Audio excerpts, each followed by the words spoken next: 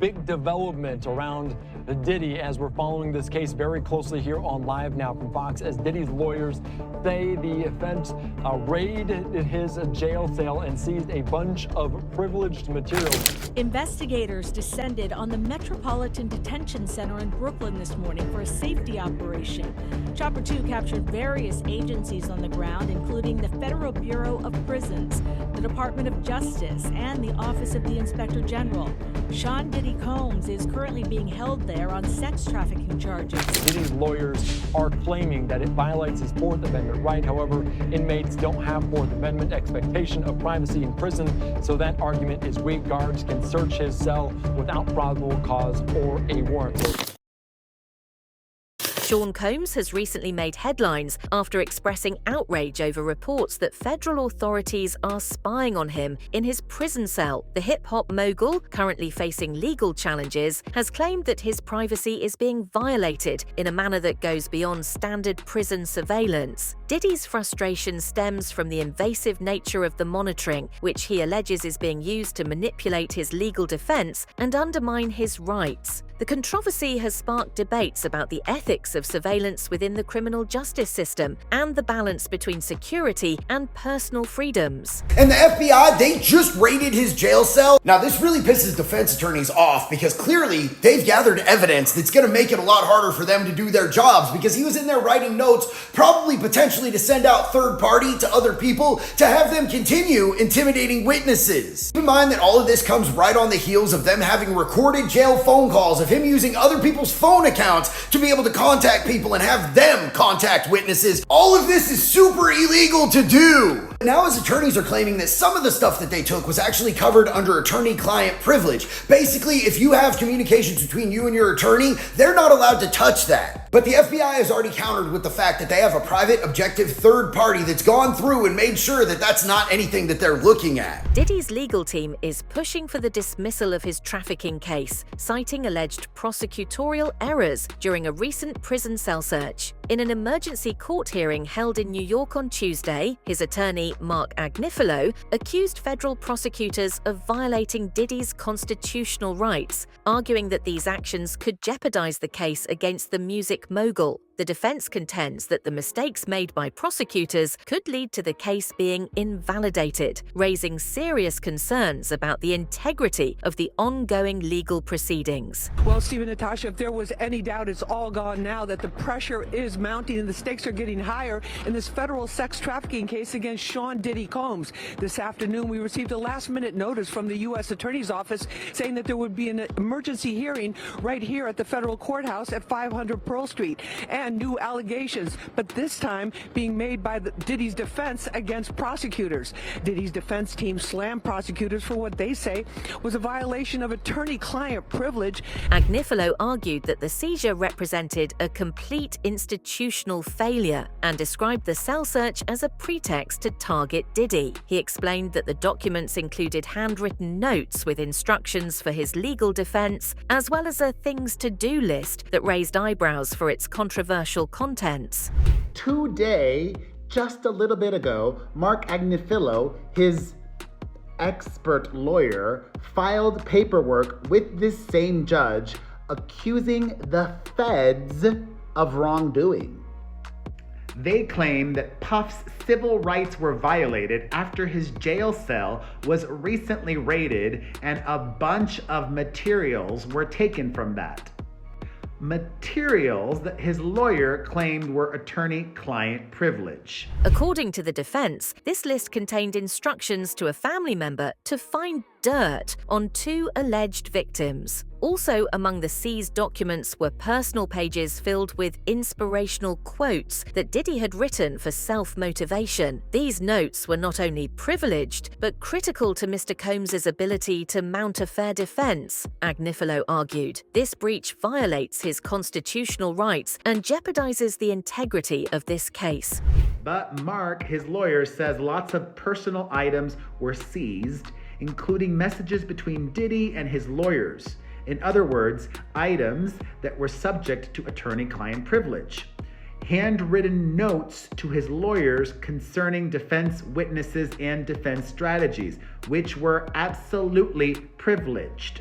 The attorney argues that taking them violates Diddy's 4th, 5th, and 6th Amendment rights. During the hearing, the defense suggested several potential remedies for the alleged misconduct. Options included dismissing the indictment entirely or removing the current prosecution team to ensure fairness in the proceedings. "We don't yet have all the facts to determine the best course of action," Agnifilo admitted, "but the severity of this breach cannot be overstated." Judge Aaron Subramanian acknowledged the gravity of the defense's allegations and issued a preliminary ruling, instructing the prosecution to delete all copies of the confiscated documents for the time being. There was an emergency hearing called this afternoon at the courthouse in Lower Manhattan, the judge ordering the prosecution to turn over its findings from a jail cell raid, Diddy's jail cell. The controversy revolves around the October 28th sweep of Diddy's cell at the Metropolitan Detention Center in Brooklyn, where he has been held since his September 17th arrest. Federal investigators allegedly seized 19 pages of notes, including some containing privileged communications between Diddy and his legal team regarding defense strategies for his upcoming trial. These notes were subsequently shared with prosecutors, prompting outrage from the defense team, who argue that this breach of confidentiality could severely impact the fairness of Diddy's trial. Violation of Diddy's 4th Amendment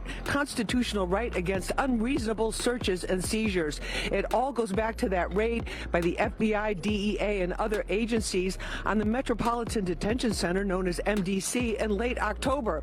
That's where Diddy has been locked down. The judge also emphasized that any misuse of privileged material could have far-reaching consequences, including significant delays or even the dismissal of charges. He ordered an immediate investigation into the circumstances of the cell search to determine whether prosecutorial misconduct had occurred. The timing of the defense's discovery of the alleged violation has added another layer of complexity to the case. Agnifilo informed the court that the defense only learned last Friday that the prosecution had access to the seized material nearly a month after the raid. This delay has raised questions about whether the prosecution intentionally withheld information from the defense. According to the defense, they're legal documents. The government's saying no, on the contrary, they're just some handwritten notes and a calendar. And what the judge did, Judge Subramanian, is he ordered the prosecution to destroy their copies. He kept copies, and he's going to review them in chambers or in camera. And one of two things will happen. Either the defense is right, and those are privileged materials, in which case they will not go to the prosecution, or the prosecution is right and they have nothing to do with the legal case, and the government will get copies. It's only 20 pages. I don't think it'll take the judge that long, but I think the media is reporting this as some huge win for the defense because the government has to destroy their copies. The defense team is looking into the incident to understand how serious the violation was and what it could mean for the case. Mark Agnifilo, Diddy's lawyer, has promised to hold anyone responsible for violating Diddy's legal rights. Diddy is facing serious charges, including racketeering, trafficking, and transporting people for illegal activities. Combs was arrested on Monday, months after federal agents raided his homes. He also faces several civil lawsuits accusing him of sexual assault over the past few decades. Since his arrest in September, Diddy has denied all charges and maintained his innocence. His trial is scheduled to begin in May 2025. Developing at 5, music mogul Sean Diddy Combs back inside a federal courtroom here in New York. All right, a trial date's now been set for May 5th of next year. Lisa Evers live in Lower Manhattan with the very latest today. Lisa. Well, Stephen, Natasha, this was Sean Diddy Combs' third time in the courthouse you see right behind me, his first time before a new judge. They did handle these calendar matters and also set that May 5th, 2025 date for the trial to begin. As the trial date in May approaches, this appearance will likely provide more insights into the case and any developments regarding the charges of racketeering and trafficking. Observers will be keen to see how Diddy and his legal team prepare for the challenges ahead during this interim period. A U.S. judge has ruled that the rapper and producer Sean Diddy Combs will stand trial on federal sex trafficking and racketeering charges in May. He'll be held in prison until then. Sean Combs has pleaded not guilty to charges that he used his business empire to transport women and male sex workers across state lines to take part in recorded sexual performances. If convicted, he could face a life sentence. And this is the fourth attempt and fourth different package that his attorneys have put together. And actually, I think this time they have a pretty strong argument, multiple arguments for why they should let him out now. Some things, though, remain the same. As in previous attempts to get Diddy out on bail, his team has proposed a $50 million package. Additionally, and I cannot believe that Diddy agreed to this, he, if released on these terms, has volunteered for substance abuse testing, meaning to see if he has any hugs in his system. His family visits will be monitored by security, and he will have round-the-clock security to make sure that he isn't attempting to influence the case in any way, such as intimidating potential witnesses.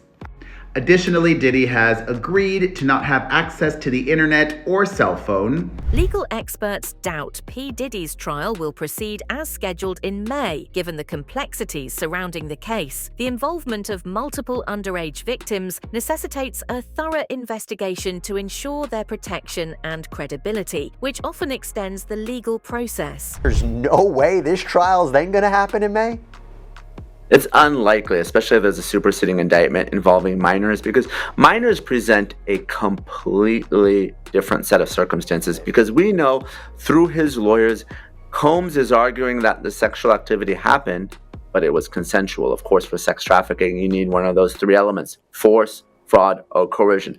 Obviously, minors cannot consent to any sexual activity, so that would be a very different defense entirely. The defense would have to be that the activity didn't happen at all and the individuals are lying. So I think that's going to be the potential game changer if we do get the minors wrapped up into a superseding indictment. And we know, at least if you believe the civil attorneys, there are 25 minor victims, one of which is as young as 9. His lawyers argue that the government's case is thin, meaning his team must believe that the feds don't have enough evidence. Additionally, they are arguing that he is not getting a fair trial because of where he is currently housed. He's currently at the Metropolitan Detention Center in Brooklyn, and his lawyers claim the MDC lacks the resources to help Diddy view the voluminous video and photographic evidence in the case in order to build his defense. The presence of minors as victims introduces additional legal complexities, such as determining their ability to testify and implementing measures to protect their identities and well-being. Courts must navigate sensitive procedures to minimize trauma, including the use of closed testimonies or remote appearances. For decades, Sean Combs, the defendant, abused, threatened, and coerced women and others around him to fulfill his sexual desires, protect his reputation, and conceal his conduct.